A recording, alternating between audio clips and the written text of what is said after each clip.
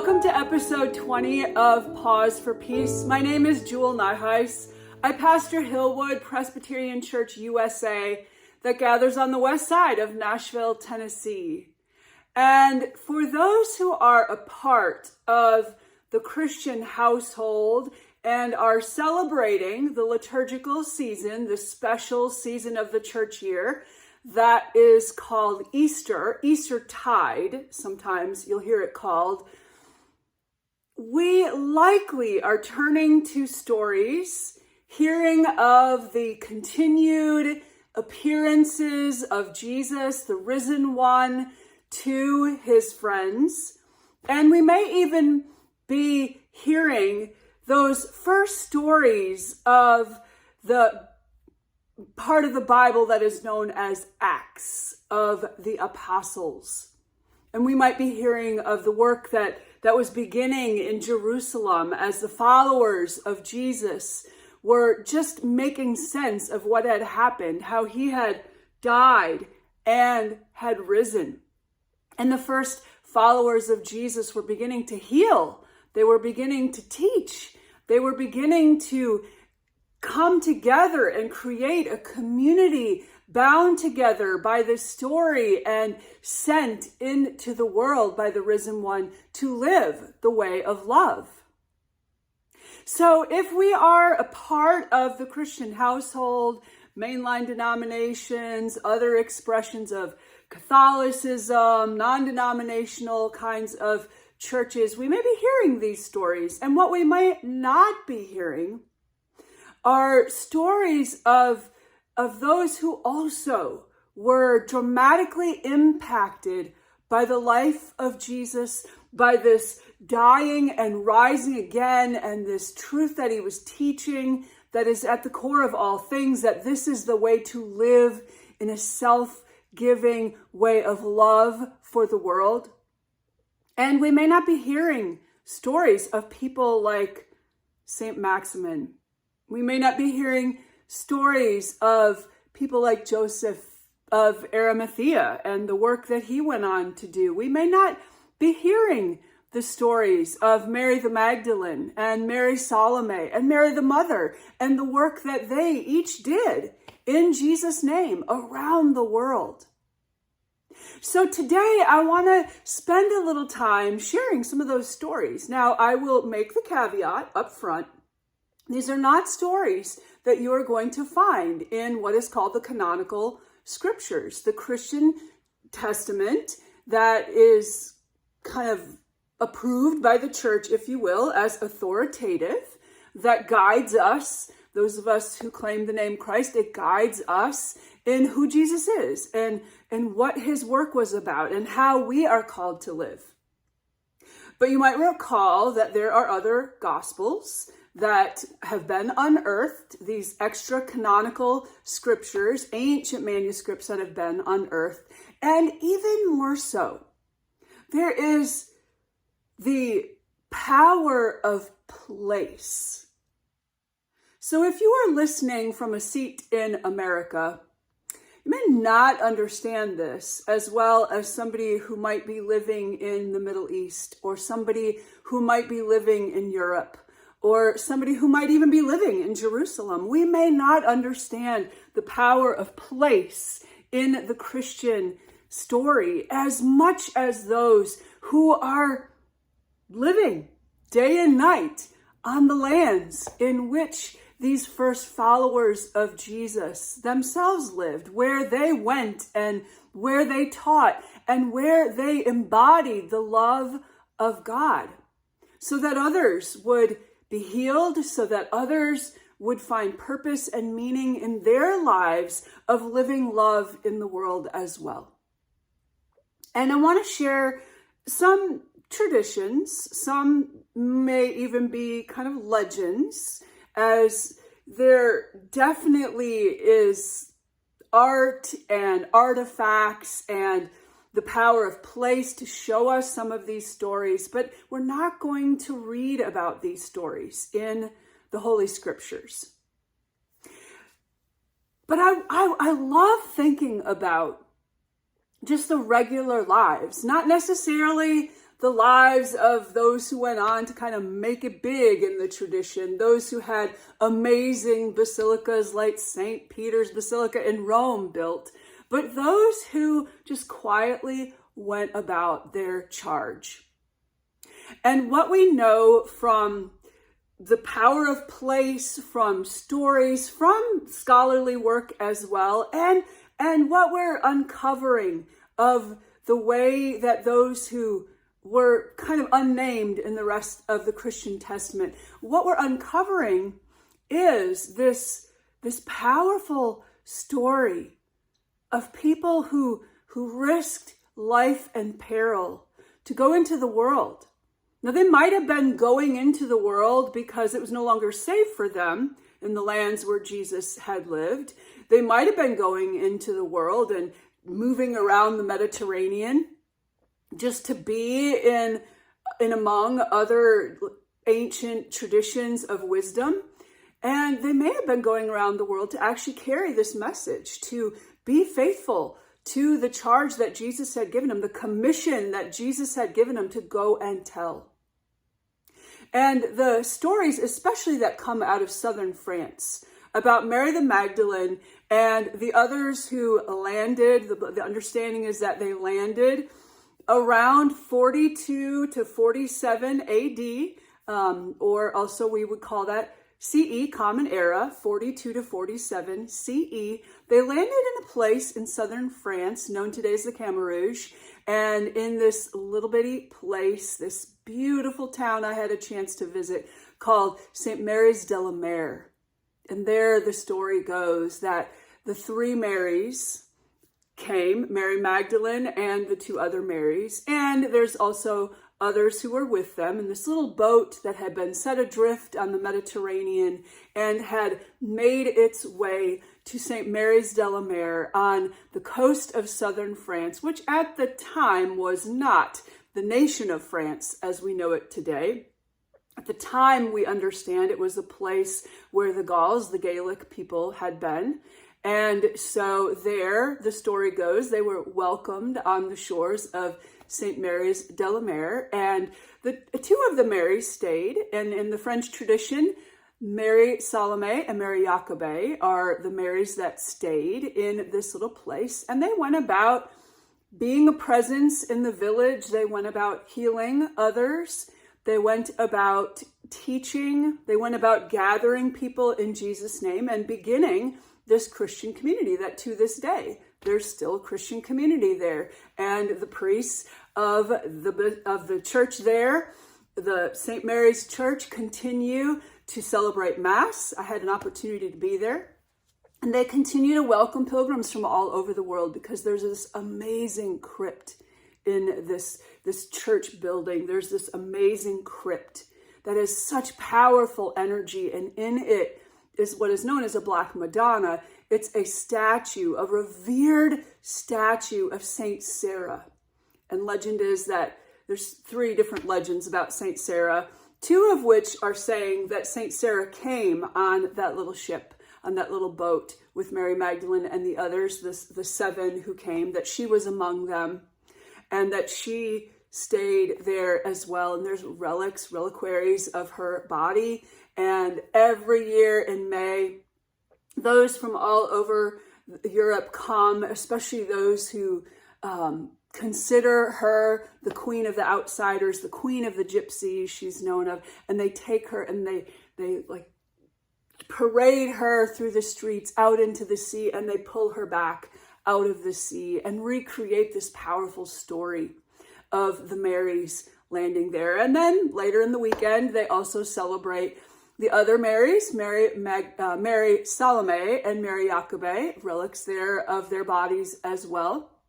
Mary Salome, you might remember, some scholars believe that Mary Salome was either Jesus' aunt or Jesus' sister, daughter of Mother Mary. And Mary Jacobe, in the southern France traditions that I have learned, they see her as an individual in and of herself.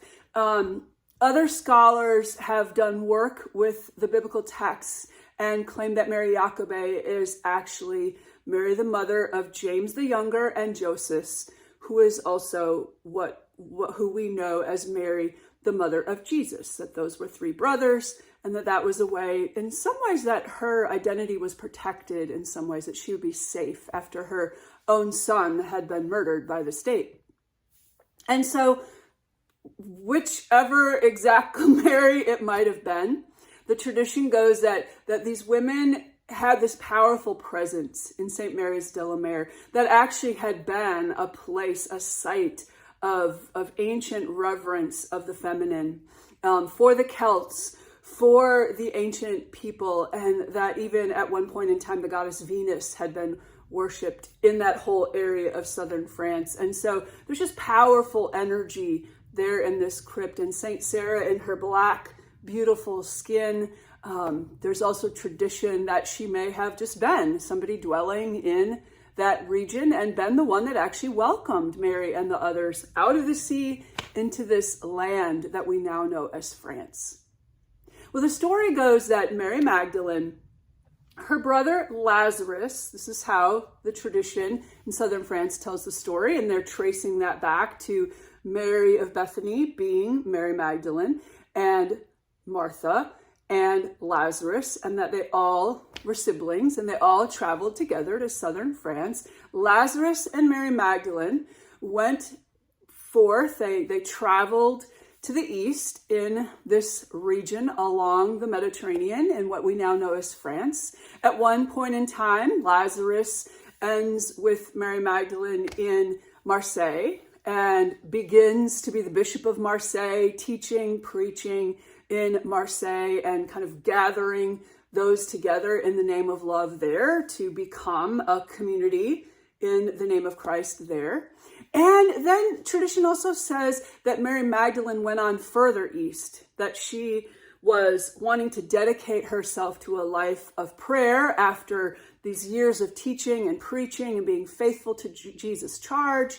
And the story at St. Maximin la Sainte Baume in southern France, where her basilica is that Mary Magdalene went up into the mountains of Sainte Baume, beautiful mountains in kind of the French Alp mountains. And in that region of the world, she lived there in this amazing cave. And to this day, pilgrims come and still have an opportunity to pray and to think upon and meditate with the role of Mary Magdalene, these gorgeous images and statues that are all over the cave, all over the Basilica of St. Mary Magdalene, and have an opportunity to show us the power of this charge given by the risen Christ that we read in the canonical scriptures, given by the risen Christ to Mary the Magdalene. So there's just beautiful stories that we hear of from tradition that we can see before our eyes in art of the ways that Mary and Maximin, another saint, possibly a steward of the household of Lazarus in Bethany, that Maximin came as well. Sidoni came as well. Sidwin, who is understood to be the second bishop of Aix-en-Provence. He was, the tradition says, he was the man that in the fourth gospel, the Gospel of John, that Jesus healed of his blindness when he was being kind of cast before everybody. And there was this great debate about who sinned that he's blind. Was it this man? Was it his parents? Why did he end up blind? And Jesus says, no, that's not how God works. And he heals him. And we never hear the story of this man who became this faithful follower of Jesus. So while I know these stories are not necessarily in our Holy Scriptures, our authoritative texts, I also know I find great power in hearing of these stories, be they totally factual or be they the power of place or the legends and power that has come as people have pilgrimed to these places where these great saints have lived and have made their prayers, have sought their healing, and have come again to give great thanks. Whether the stories be that way, it's powerful, I believe, to hear the stories of those that are unknown to us, that are unknown to history, for at least those of us in America, but that are very much a part of the fabric of the lands where they ended up dwelling, places like southern France. And I find it powerful to hear the stories of the regular people whose lives were changed because they had encountered deep and abiding love in the life and work of Jesus. And something from the inside out transformed them.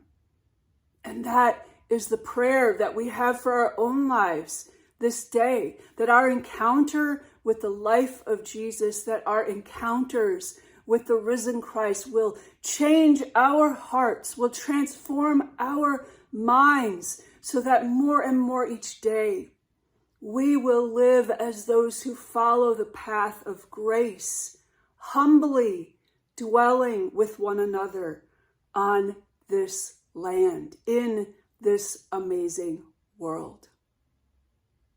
So inspired by these stories of folks like Mary the Magdalene, Mary Salome, Saint Sarah, Saint Maximin, Sidoin, Lazarus, inspired by the stories of the other saints of the faith who, Eastern Orthodox tradition, Roman Catholic tradition, traditions of the Christian household, have claimed these as faithful followers of Jesus with their own feast days to celebrate, inspired by their stories. I want to invite us into a time of stillness that I'll guide a little bit today, that we might reflect upon where our own feet tread and how our own lives can be changed from the inside out, and the impact that we can have in our daily lives, whether or not there's ever some amazing basilica built in our name, whether or not people ever pilgrim to where we make our lives. The contribution each one of us makes in this world for the name of love is of incredible import. And so today's meditation, I invite you to be a part of, is a time to just celebrate that journey, to reflect upon that journey, and to give great thanks for that journey. So I just invite you to get yourself kind of comfortable in the spot where you are right now. If you need to lie down, you're welcome to do so. If you want to sit prone and be in a prayer pose, you're welcome to do so. I find it helpful to get my feet flat on the floor. Feet flat on the floor is a little difficult to say. And to begin by focusing my attention on my feet, to just be grounded in this place where I live each and every day.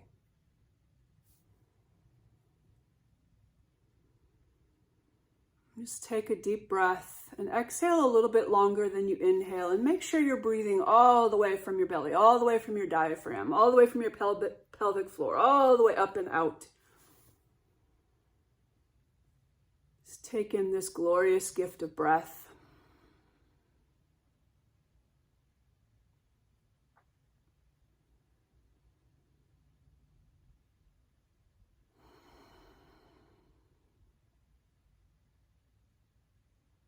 And I want you to begin to meditate upon your feet.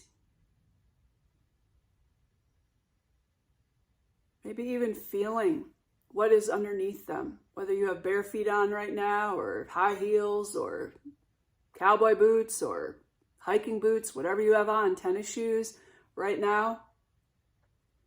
Just focusing on what is underneath your feet.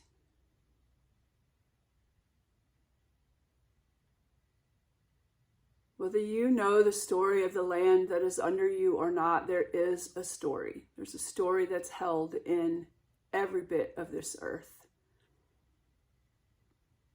There's power in the earth.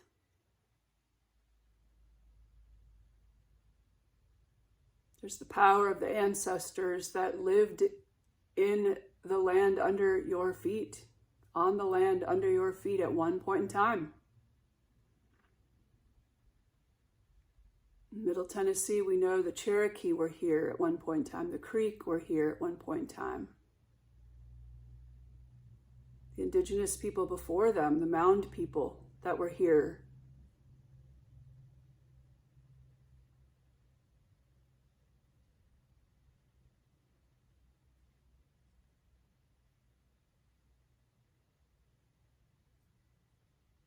And as you're focusing on your feet, I want to just invite you to begin doing a bit of a recall of your week. If you literally can think back 7 days from when you're listening to this podcast releases on April 14th. So we'll just, for the sake of these moments together, I'll just focus on what happened last Sunday, April 7th. What happened? Where were your feet? What parts of the patches of earth under you did your feet take you?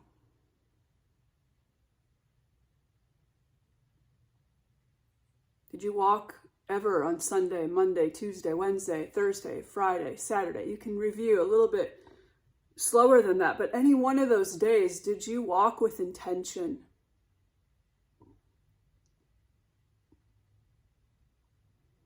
Were you noticing the power under your feet? Were you curious about who had walked in that very same spot the day before? Who had stood in that very same spot a week before?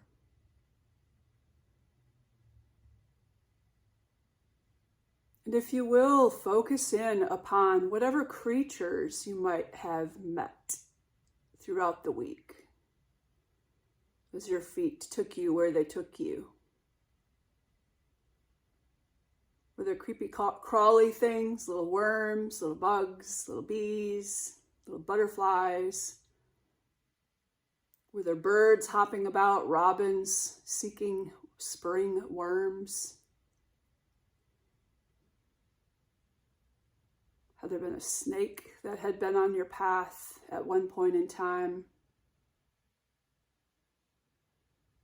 Or maybe just the neighbor's dog.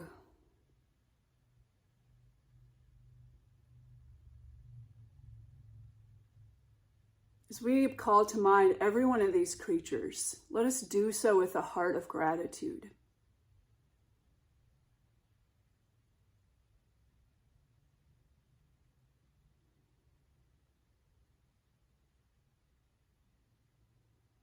And let's bring our awareness to the people that we met, literally focusing in on where you went with your feet on last Sunday. What people did you encounter? Did you make a new friend? Were you kind to a stranger? Were you patient when you were in the midst of a crowd, be it a crowd of traffic, or a crowd at a store, or a crowd at your favorite restaurant or venue?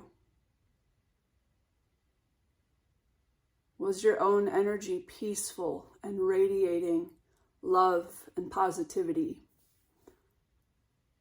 to those around you? Think likewise for Monday and for Tuesday. Who stood out on your path on Tuesday? What friend or family member did you give any attention to on Tuesday?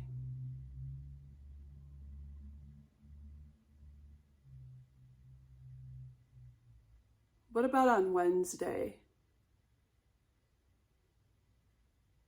Bring to mind the face of an elderly person that even flashed by you as you whizzed by in a car or as you were running on the street.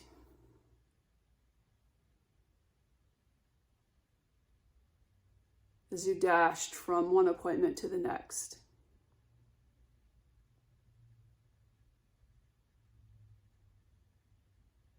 As you reflect on Thursday and where your feet took you on Thursday, did you see or did you miss the face of a child, a young person, seeking to know who they are in this world? Wondering if this great big world is safe? Living close to the land as a little toddler and just being grateful, full of wonder for each little treasure found, dandelions and sticks and rocks. On Thursday, what child did you notice or did you fail to recognize?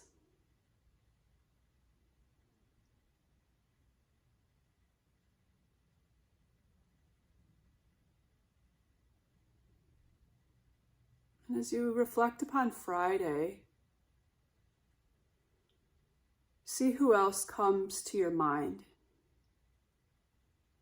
Was there anybody who did anything that just for a moment formed in your consciousness?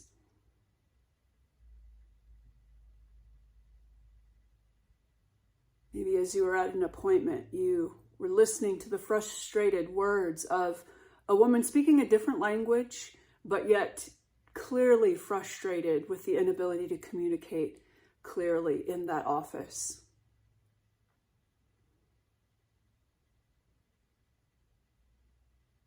Who else stood out in your mind on Friday? And as we come to Saturday and where your feet took you, if they took you anywhere, maybe they kept you in your own home. Maybe you were alone on Saturday, and maybe you were able to just be quiet a little bit. Or maybe you were very busy with household chores. Or maybe you were getting yourselves ready for going out on the town or going on a first date or meeting cherished friends that you hadn't seen in a while. On Saturday, who did you encounter? To whom did your feet take you?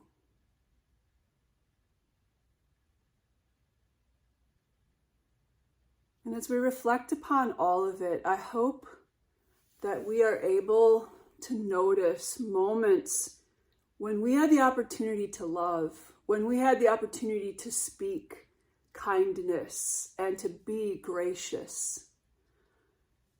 And I hope that as we go forth into this week, we can step forward a little more consciously, that we can do so with that intention of living that charge to be a people of peace, a people of joy, a people of hope amid all of the challenges of the world and of our individual lives, that we can rest secure on this foundation that love's got us. Love is holding us. Love is the rock upon which we stand. This is who God is to us. And this is the joy for which we can give great thanks, the strength from which we can live our lives. So as we come to the close of this meditative time, if you will, put your hands in front of your chest in prayer pose, palms together, and maybe feel the power that is in your hands, the possibility that is in your hands. Let's take one deep breath and release.